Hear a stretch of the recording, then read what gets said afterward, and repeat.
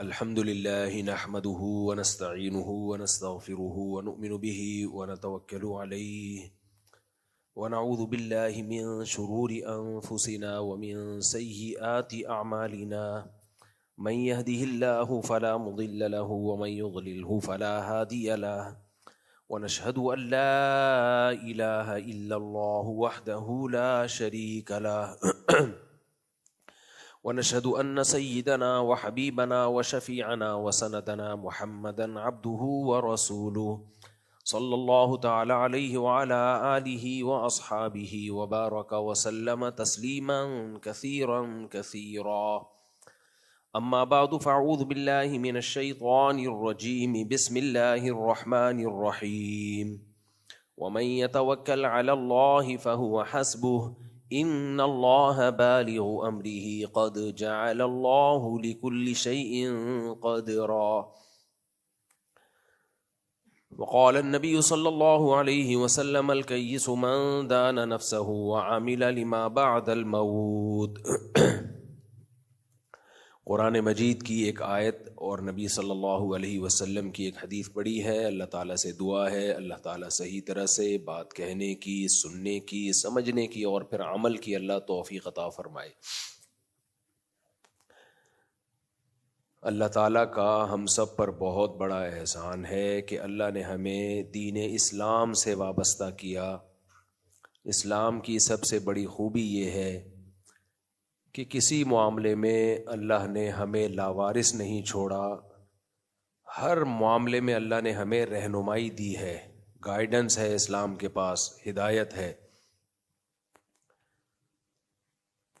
ہمیں کسی اور سے ہدایت لینے کی ضرورت نہیں ہے. لیکن مسئلہ ہمارے ساتھ یہ ہے کہ ہمارے پاس بہترین ہدایت موجود ہے، ہم اس کو فالو نہیں کر رہے، اس پہ نہیں چل رہے، ہم دائیں بائیں سے چیزوں کو لے رہے ہوتے ہیں. اور اگر ہم اسلام سے ہدایت لیتے بھی ہیں، نبی صلی اللہ علیہ وسلم سے ہدایت لیتے بھی ہیں، تو چند چیزوں کی ہدایت لے رہے ہوتے ہیں، چند چیزوں میں رہنمائی لے رہے ہوتے ہیں، جبکہ اس میں سب کچھ موجود ہے. حضرت مولانا اشرف علی تھانوی رحمہ اللہ تعالی بہت زیادہ یہ بات کا تذکرہ کیا کرتے تھے. ان کے مواعظ میں بھی ہے، ان کی کتابوں میں بھی ہے کہ مسلمانوں نے چند چیزوں کو اپنا دین بنا لیا ہے، بس باقی چیزوں میں ہلنے کے لیے بھی تیار نہیں ہے.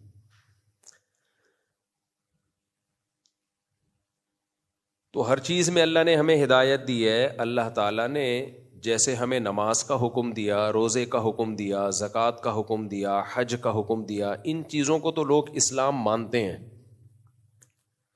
کہ بھئی اسلام نے یہ ہمیں احکام دیے. لیکن جو باطنی بیماریاں ہیں، اخلاقیات ہیں، لوگوں کے ساتھ لین دین ہے، معاملات ہیں، ان کو ہم سب نے اسلام کی فہرست سے نکال دیا، کک آؤٹ بالکل. آپ نے ایک لفظ سنا ہوگا لالچ، یہ بھی سنا ہوگا لالچ بری بلا ہے. سنا ہے کہ نہیں سنا؟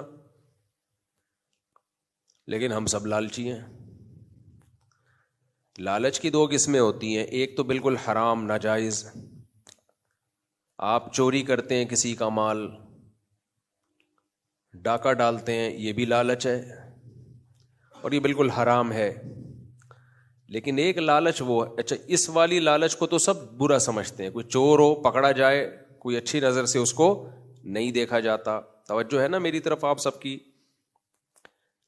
کوئی چوری کرتے ہوئے پکڑا جائے برا آدمی، ڈکیتی کرتے ہوئے پکڑا جائے، اسماعیل بھائی سن رہے ہو؟ ڈکیتی کرتے ہوئے پکڑا جائے تو کیا ہے بھائی، وہ برا آدمی ہے کہ نہیں ہے؟ اس کو بھی برا کہیں گے لوگ، لالچی ہے. تو میں ابھی اس لالچ کی بات نہیں کر رہا. ایک اور قسم کی لالچ ہے جس سے شریعت نے منع کیا ہے. وہ ہے کسی کی جیب میں جو کچھ ہے اس پہ نظر رکھنا. کسی کی جیب میں جو کچھ ہے اس پہ